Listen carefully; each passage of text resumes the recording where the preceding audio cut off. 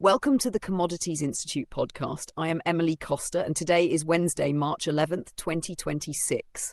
We are witnessing one of the most volatile periods in modern commodity history. The ongoing conflict between the United States, Israel, and Iran has effectively severed one of the world's most vital arteries, the Strait of Hormuz, and the shockwaves are being felt from the wheat fields of the Volga region to the copper mines of Zambia. Today, we are going to dive deep into how these geopolitical tensions are forcing a fundamental realignment of global trade and energy policy. We begin today with the metals market, where the closure of the Strait of Hormuz is creating a massive supply threat for aluminum. The Middle East is home to about 7 million metric tons of smelting capacity, which represents roughly 9% of the global total. Investment firms like 91 are already increasing their exposure to aluminum producers outside the region, such as Hongqiao in China, because they anticipate a significant tightening of the market. Several major smelters, including Aluminium Bahrain, have already declared force majeure, while Qatari smelters have begun shutting down. The challenge for these operations is twofold. They are not just struggling to ship finished products out, but they are also unable to bring in essential feedstocks like alumina and bauxite. Aluminum smelting is incredibly sensitive to energy disruptions. You cannot simply flip a switch to turn a smelter off and on. If power is cut too abruptly, it can permanently damage the pots that hold the molten metal. Even if the conflict were to end tomorrow, the process of restarting these facilities is slow, meaning this metal could be missing from the market for a very long time. While the Gulf deals with production halts, Zambia is looking toward a much longer horizon. The Zambian government is currently courting global investors, specifically from the United States, as it aims to triple its copper output to 3 million metric tons by 2031.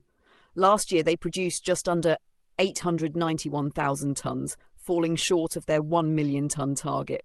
This is a high-stakes geopolitical play. Washington is eager to partner with Zambia to loosen China's grip on materials that are absolutely essential for the transition to a low-carbon economy, like electric vehicles and renewable energy infrastructure. There are even discussions of a $1 billion health aid deal between Lusaka and Washington, though Zambian officials are quick to insist that mining access and health funding are not officially linked. It is a delicate balance for Zambia as they try to ensure a win-win situation for both the country and the various international firms, including Canadian, Indian, and Chinese companies already operating on their soil. Turning to the world of power and carbon, the energy crunch caused by the war is forcing a massive rethink of European policy. European Commission Chief Ursula von der Leyen recently stated that reducing Europe's nuclear sector was a strategic mistake. Back in 1990, Europe produced a third of its electricity from nuclear power, but that has dropped to just 15% today. This has left the continent dangerously reliant on expensive and volatile fossil fuel imports.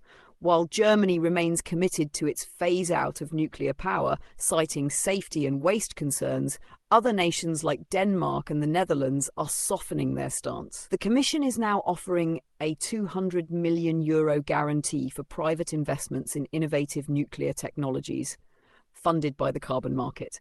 Meanwhile, the United States is seeing a different trend in its domestic energy landscape. The Energy Information Administration projects that US natural gas production will hit a record high of 109.5 billion cubic feet per day in 2026. Interestingly, while production is climbing, domestic demand is actually expected to decline slightly as power generators burn less coal and transition toward other sources. This energy volatility is bleeding directly into global agriculture. The United States Department of Agriculture recently raised its estimate of world corn stocks to over 292 million metric tons. This increase isn't necessarily because of a boom in production, but rather a reflection of the massive uncertainty the war has introduced. Farmers in the Northern Hemisphere are scrambling for supplies as fertilizer and fuel prices spike. Because corn requires high rates of nitrogen fertilizer, a product whose production is being disrupted in the Middle East, traders are worried that farmers might cut back on plantings this spring. We are also seeing a cooling in the palm oil market. Indonesia, the world's top exporter, is seeing a decrease in new orders because shipping and insurance costs have jumped by 50% since the conflict began. Ships are being forced to take longer, more expensive routes, making palm oil more expensive than rival oils like soy or sunflower oil for many European buyers. With the Strait of Hormuz effectively a no-go zone, we are seeing a fascinating tactical shift in dry freight logistics. Russian companies have resumed grain exports to Iran, but they are bypassing the traditional routes. Instead, they are utilizing the Caspian Sea, which has emerged as the safest corridor for trade. Over the last 8 months, Iran has imported nearly 6 million tons of grain from Russia, which is double the level from a year ago. Most of this wheat is grown in the Volga region and moved via river sea coasters through the port of Astrakhan. However, this route has its own physical limits. The Caspian Sea is currently experiencing a decrease in water levels, which means ships cannot be fully loaded. A vessel that could normally carry 6,000 tons might only be able to carry 5,200 tons.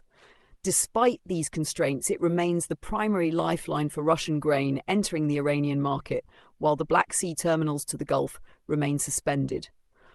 Finally, we must address the situation in the oil markets, which is the eye of the storm. The International Energy Agency has proposed the largest release of strategic reserves in its history to combat soaring prices. We are talking about a release that would exceed the 182 million barrels released back in 2022. While G7 energy ministers are generally supportive of a coordinated release, they haven't officially pulled the trigger yet because they are still debating the volume, timing, and country allocations. This proposal comes as the United States Navy has admitted it cannot provide military escorts for commercial tankers in the Strait of Hormuz for now. Despite statements from the White House promising that the United States is prepared to escort tankers, the Navy's current assessment is that the risk of attack from Iranian drones, mines, and explosive-laden boats is simply too high. With around a fifth of the world's oil supply normally passing through that narrow waterway, the standoff has pushed global oil prices to their highest levels since 2022. The shipping industry is making daily requests for help, but for hundreds of ships anchored outside the strait, the wait continues. It is a sobering reminder of how interconnected our global systems are. A conflict in one narrow waterway can change how a farmer in the Midwest decides what to plant, how a factory in Europe sources its power, and where a mining company in Africa looks for its next dollar of investment. We will continue to track these developments as they unfold. If you found this episode valuable, be sure to subscribe, share, and leave a review.